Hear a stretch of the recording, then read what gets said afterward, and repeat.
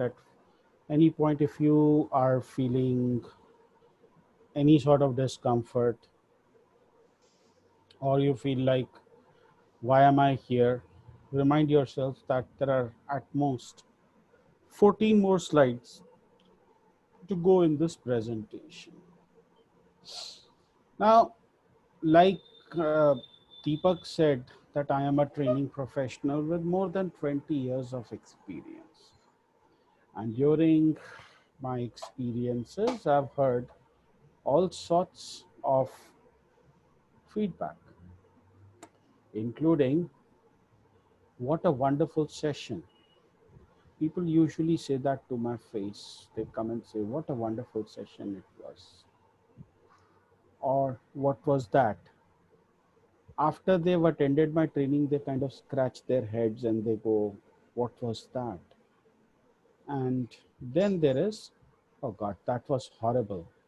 I think that is what people say amongst themselves once my training is over. Now, I'm not judging anyone, probably I deserve it, but I will ask, I would want you to type in the chat window. There are three statements on the screen that you can see. Wonderful session, what was that? That was horrible. What would you call these statements? If you could just type in the chat window, what would you call these statements?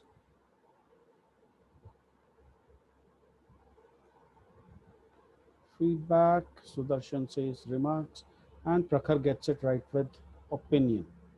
That's right, these are all opinions.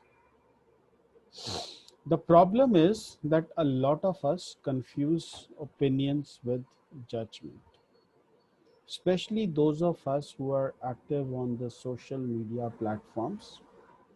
We read someone's opinion, we tend to interpret it as a judgment, and then we try to override their opinion with our own opinions, which we tend to pass off as a judgment. The problem is that everyone has opinions. So, in their own mindset, everyone has a judgment, or everyone has a feedback, everyone has something to say about something. You don't believe me? You go to Facebook, you will see 850 million opinions and counting. My belief is that when opinions are properly channelized, they can become effective evaluations. But how do we channelize opinions?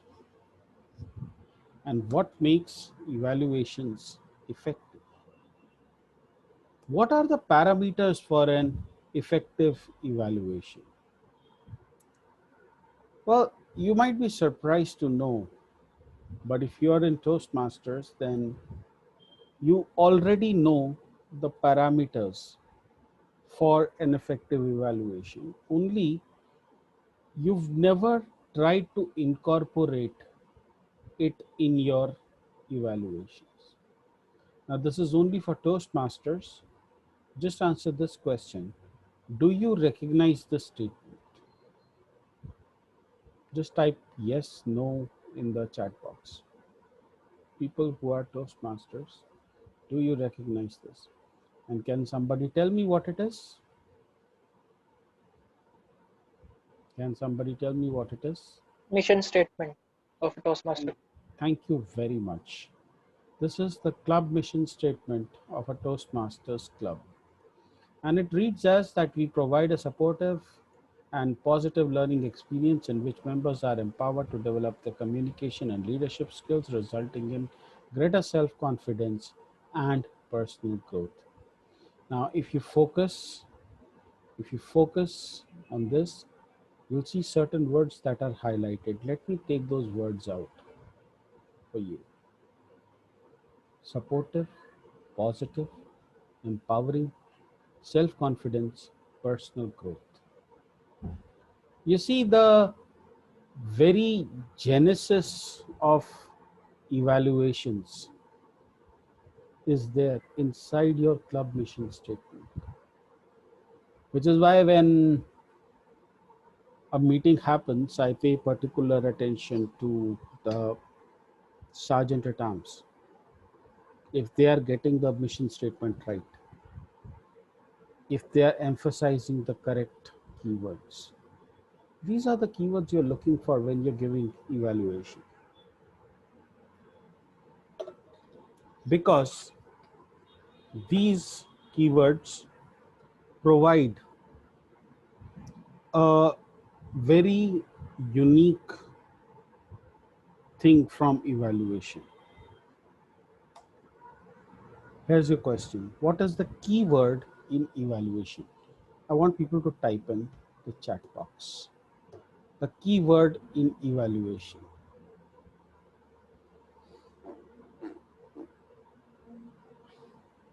Just type in the chat box what is the keyword in evaluation.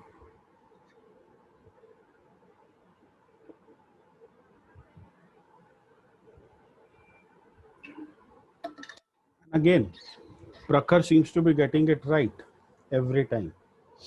It's value.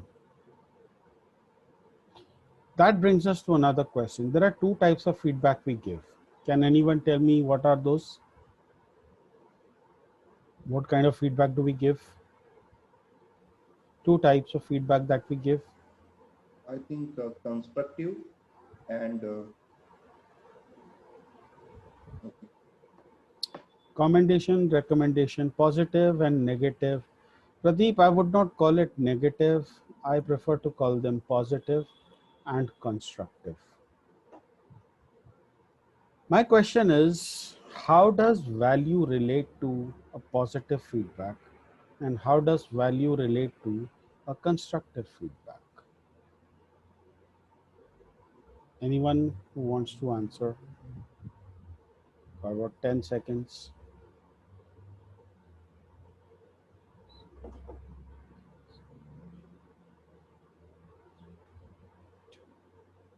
One.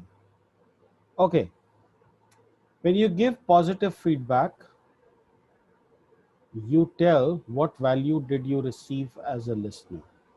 And when you give constructive feedback, you tell what value can you provide as a listener.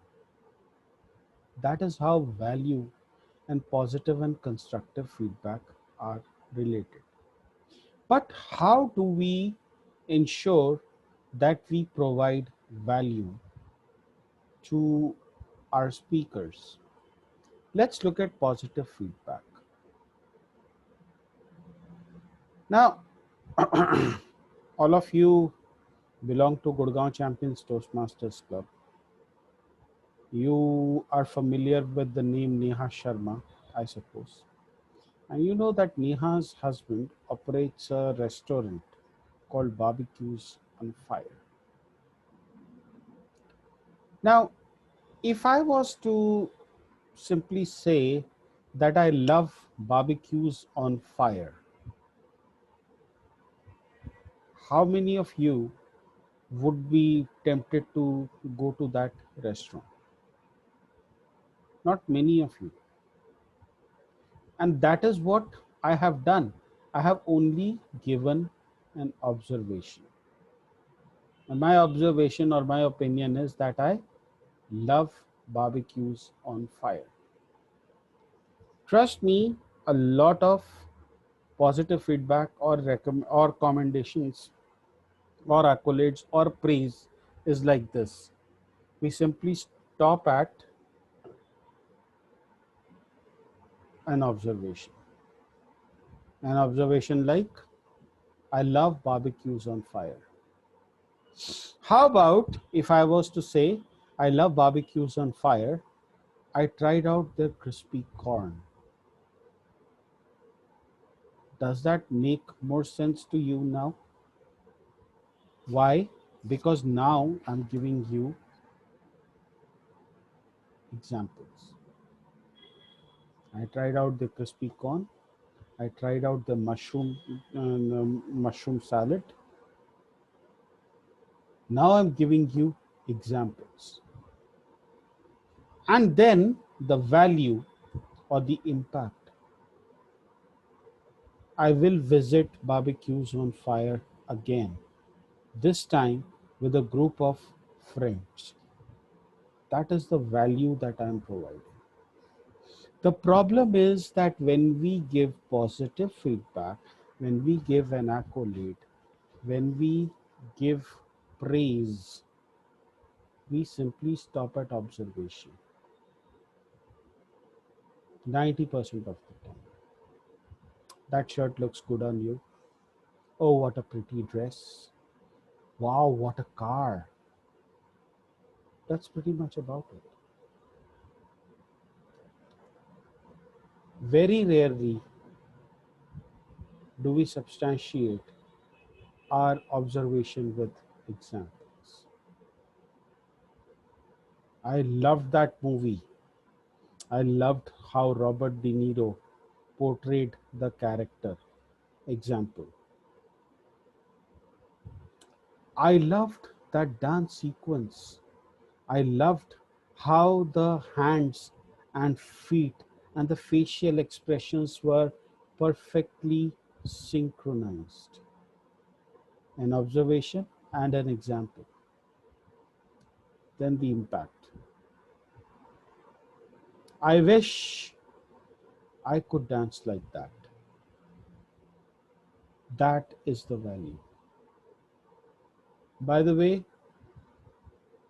I conducted an independent study of about 100 people. 90% of them stopped at observation. Only 30% of them gave examples. And less than 10% spoke about the impact or the value. Less than 10%. We don't know how to give a proper commendation. We don't know how to give proper positive feedback. We don't know how to give a proper accolade. We don't know how to praise properly. And yet, we think that our opinions are judgment, that they should be taken as the gospel truth, when in fact we are not even getting our positive feedback right.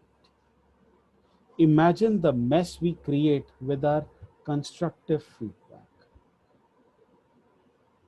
Now, those of you who are in a customer service industry, who've been in customer experience teams, who've been in customer relationship management, will recognize a ratio which is 1 is to 26. What that ratio says is that to overcome one bad experience that you give to a customer, you have to give 26 good experiences. 26 good experiences. When you give constructive criticism, there is a very good chance that you will deliver a bad experience. And one bad experience will be the equal of one bad meeting. And if I go by the ratio of 1 is to 26, you'll need to have 26 good meetings in order to win back that one member or that one guest. So it is very important that when you give constructive criticism, you do not stop at observation. Now, let us say that Deepak has a team member called Rupinder Singh reporting into him. Okay, I just chose your name, Deepak, because it came first. I never wish you the misfortune of having me reporting to you. But Rupinder has this habit of coming in late. He was supposed to come in at 10 o'clock today, but he turned up at 10:50. Yesterday, Rupinder came in at 10:25.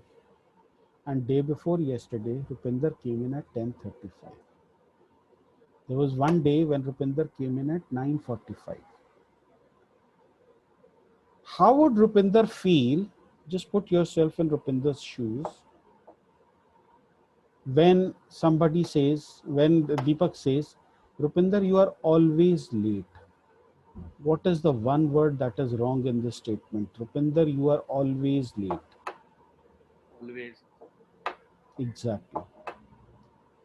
And that is an observation, that is an opinion, which Deepak would be trying to pass off as his judgment, as his evaluation, as his feedback. What is going to happen next? Rupinder is going to pounce upon Deepak and say that, look, there was a day when I came in at 9:45. Nobody was here. People were coming in at 10:05, 10:10, 10:20, 10:45. How dare you accuse me of being late, of being always late? What has happened? I have inverted the situation on Deepak. And now suddenly Deepak will himself find himself defending from Rupinder. Which is why when you give constructive evaluation, you must always, always substantiate with examples. Let's revisit. Deepak says, Rupinder, I see that you are having a challenge with being on time. Today you came in at 10:05 when you're supposed to come in at 10. Yesterday it was 10:10. Day before yesterday it was 10:15. Blah blah blah. Now what has happened is that I cannot defend myself because Deepak has got data on his side, right? At best, what I can do is that I can give an explanation for each one of them that, today my dog fell sick, and yesterday my son got arrested by the police, and day before yesterday something else happened. But the point is that I am already on a weak wicket because of the examples that have been put forward.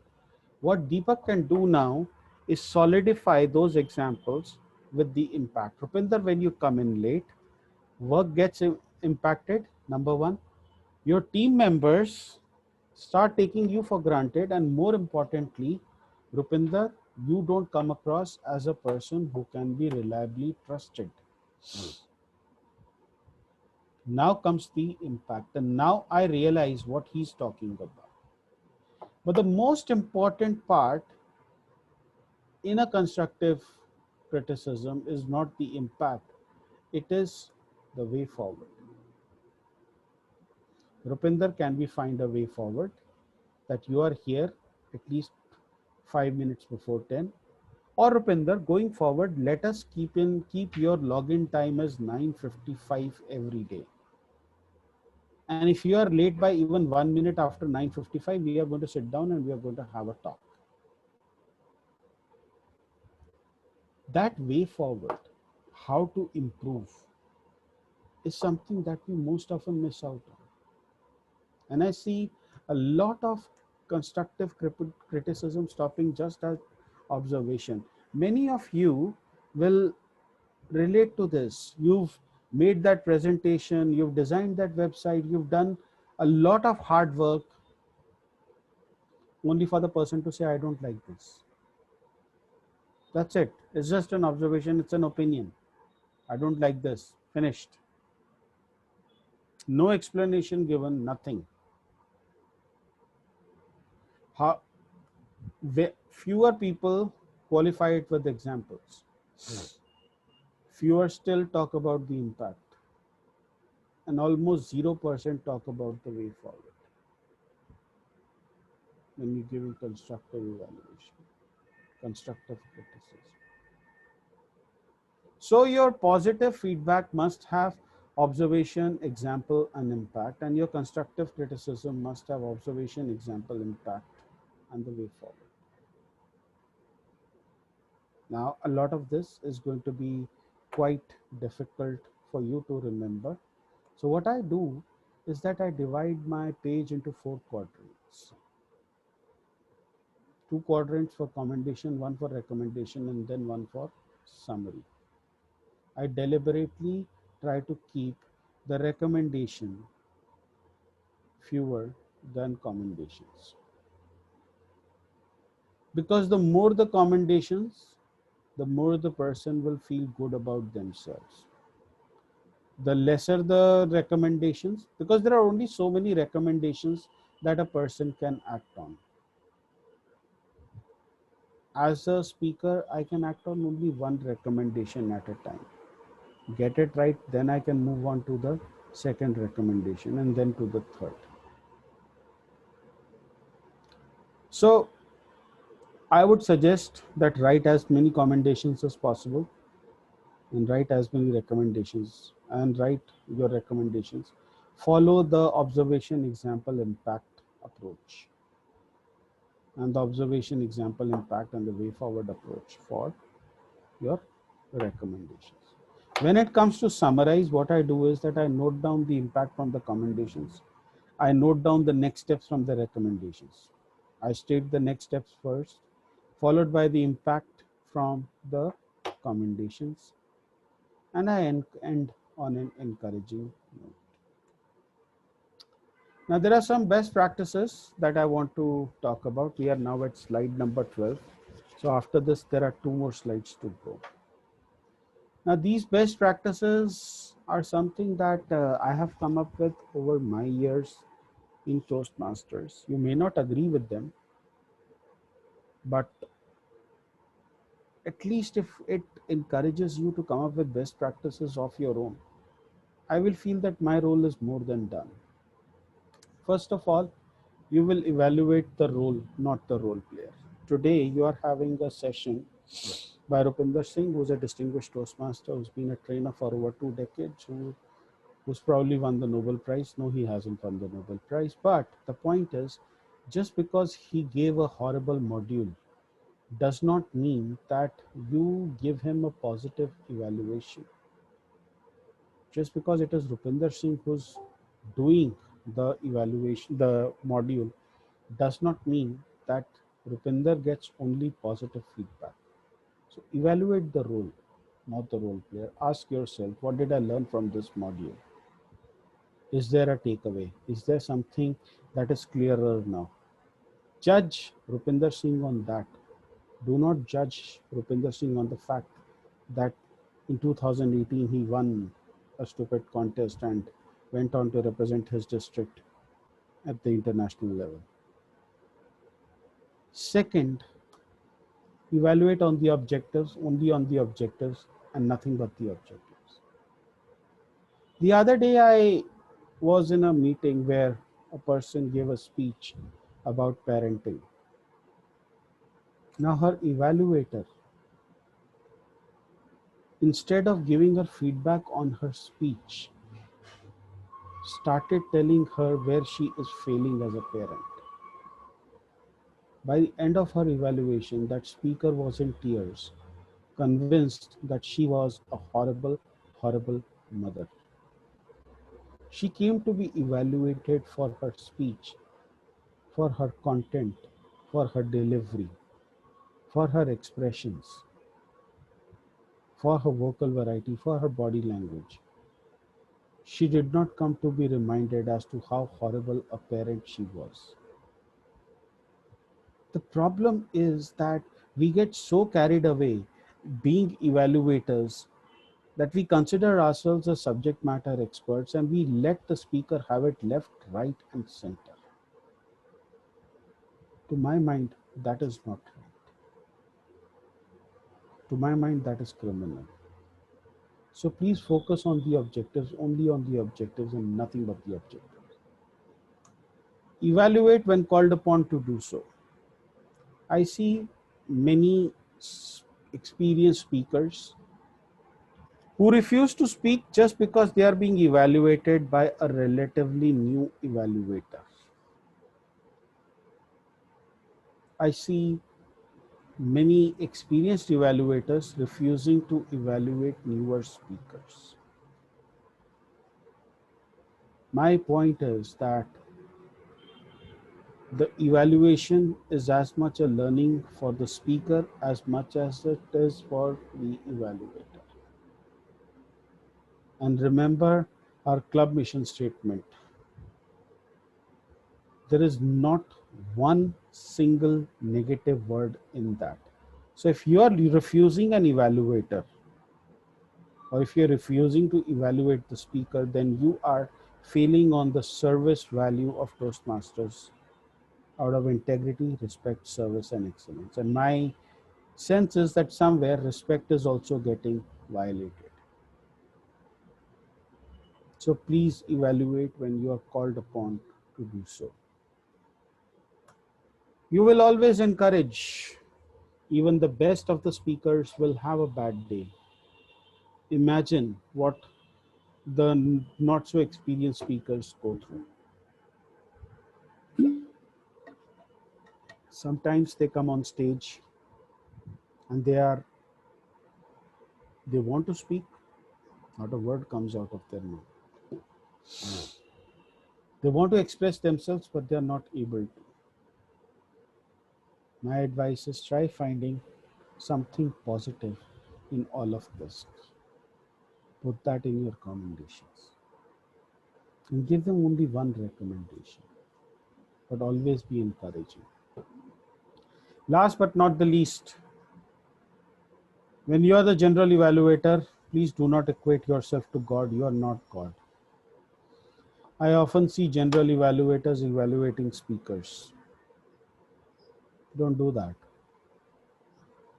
You have speech evaluators, and speech evaluators should evaluate the speakers.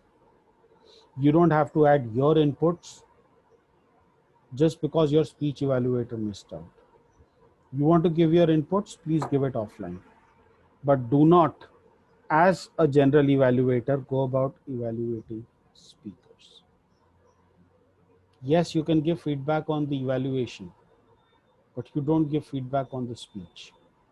And many times I see general evaluators trying a backdoor. Oh, you missed out on this recommendation, and then they go about giving their own recommendations. Do not do that. It is demeaning to the speech evaluator. It is overwhelming for the speaker because they're looking for one recommendation where they can improve.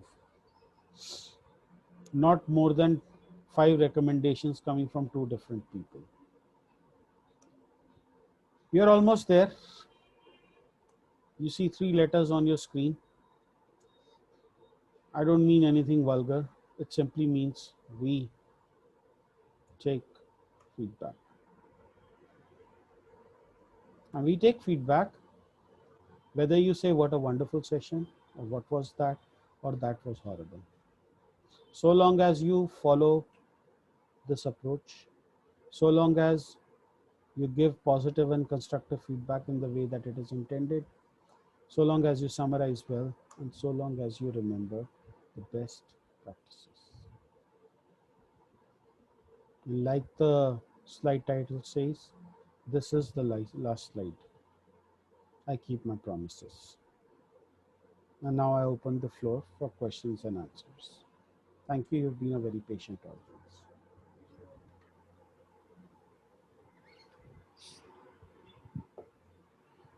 Any questions? Hi Rupinder, I have one question. Sure. Can you give us more example on constructive feedback? How we can, I want to say can you give some more example on it? So it will better help me to understand it. Look at the square which says observation, example, impact, and forward. Next time you give constructive criticism, try to structure it around this. First state your observations, then state your examples, talk about the impact, and then talk about the way forward. So if I'm talking about, let's say, body language, then I will say that your body language could do with some improvement. For example, at this point, I felt that your body language should have been XYZ. Now, if you add that XYZ to your body language, you will see that your speech's effectiveness goes up. the impact. The way to do this is to, and then you point out the way. That makes sense, Rahul? Yes, yes. Thank you. Any other question?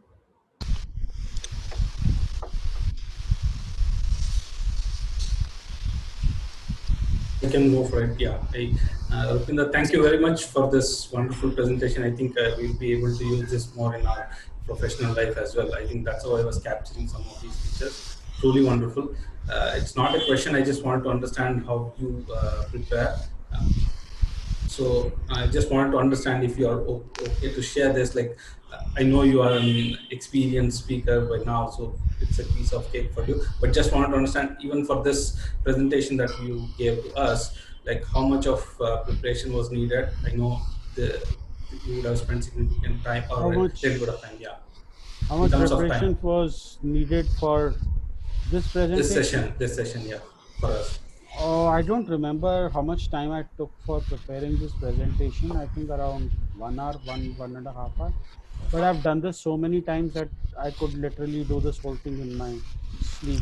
What I will do is that I will share the PDF with Deepak and he can share it with you guys. Thank you. Okay? Yeah, the other fact that I was trying to take back in this is like, as a service, you are doing this for others. Like you spent an hour for others. Probably you know these things by now when you did this, but then you are, that's something we'll also have to learn, and we'll do that as we progress. Thank Thank you. you. Rupinder, I have a question. Yes. I'm sorry, I'll turn my camera on. I would like to understand that should you change your evaluation? Say you are going in the flow of your evaluation and you found out that the speaker whom you are evaluating is not reacting very well to what you are saying. In the first, say I was going to share 2 recommendations, and in the first one I noticed that he is not very comfortable with what I am sharing. Should I stop it there? Should I stop the recommendation piece there? Should I like make the flow again? I should directly jump over to summary or maybe conclusion. Will that be fair, in your opinion? My sense is that once you've decided on your evaluation, you go with your evaluation unless you realize that you got it horribly wrong. In which case, be candid enough to admit that you got it wrong right there and right then. Now, how do you get it right? That is a more important question. You see, the Indian education system is such that we are programmed to look out for what went wrong rather than what went right. When I make a list of my recommendations, I actually look out for what is the one thing that I can tell the speaker that is going to benefit the speaker the most? What is the one thing that the speaker can try out right away, the low hanging fruit, so to speak? The easiest thing to do. And then I order my evaluations that in those particular uh, in that particular order. Now, when you're giving a 2 to 3 minute evaluation, you have time for either for 2 commendations, 2 recommendations, 2 commendations, and summary. Or you could do 4 commendations, 3 recommendations, and then straight away go into your summary, provided you structure your commendations and recommendations. So, which is why I strongly advise that you structure them, figure out the best recommendation that you can give that will benefit them the most. That makes sense? Yes, thank you so much. Thank you very much. One question from me would be, do you prepare for a speech evaluator role? For example, if you are a speaker or table topic master, you prepare before the meeting. Are there pointers through which an evaluator can prepare himself before even listening to the speech he is evaluating? If I get your question right, what you're saying is that when I'm a speech evaluator, do I prepare for my role? Is that what your question is? Yes, I exactly. do. I do. I actually request the speech evaluation form first of all. Then I speak to the call up the speaker and I ask them if there is something else that they would want to be evaluated on, other than what is there in the evaluation sheet.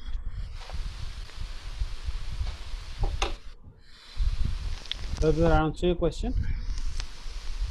Yes, it does. Hello. Yeah. Yeah. First of all, thanks DTM Rupinder Singh for taking us through all these knowledgeable things. One question, because earlier when we were discussing on the slides, that time I remember that we talked about giving one recommendation during the evaluation, Mm.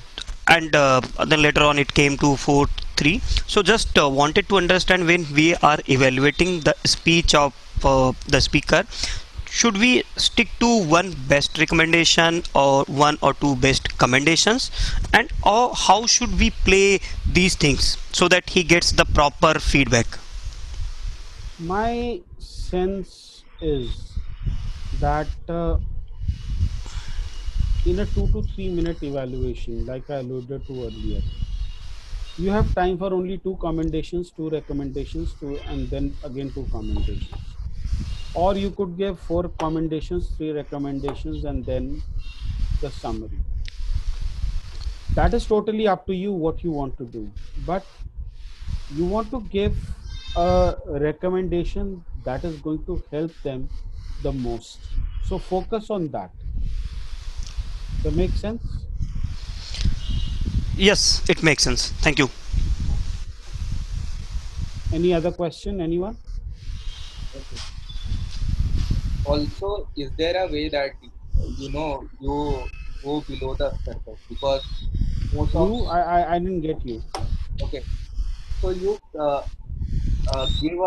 give an evaluation or a feedback which is not very generic, because the majority of recommendations I have gotten is uh, you need voice modulation in your speech. Mm-hmm. That is all I get, and Mm-hmm. after that I'm very confused. Right? What That's is because I think the recommendation is stopping at the observation. You should actually encourage your evaluator offline to talk more about the examples, what is the impact, and also what is the way forward. How can you improve? You should ask for that. And your evaluators should tell you that.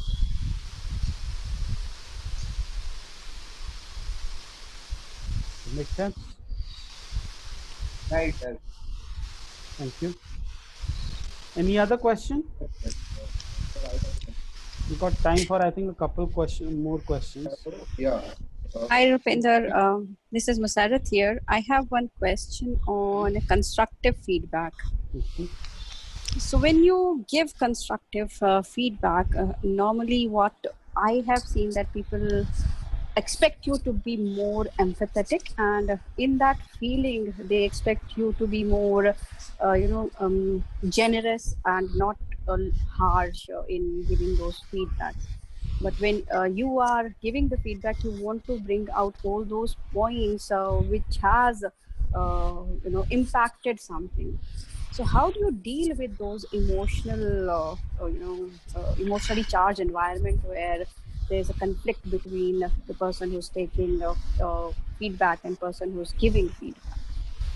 I think you answered the question yourself that constructive feedback should be empathetic.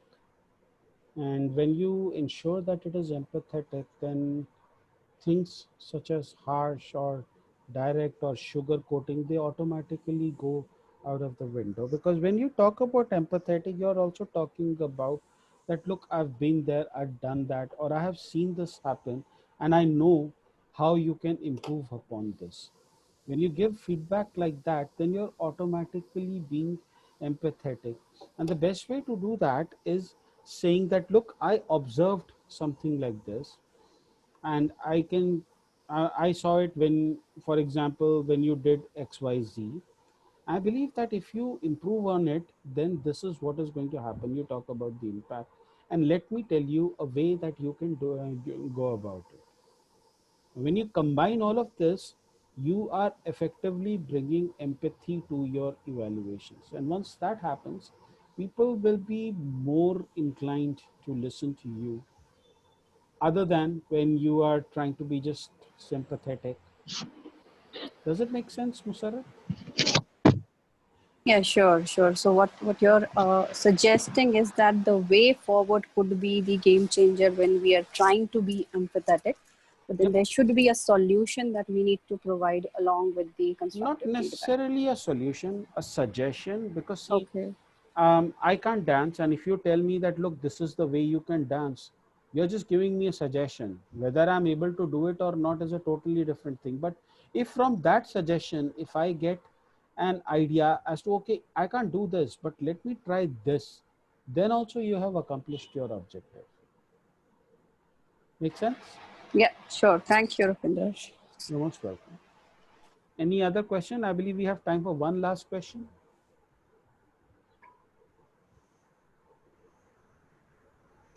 Yes, sir. Yes, sir.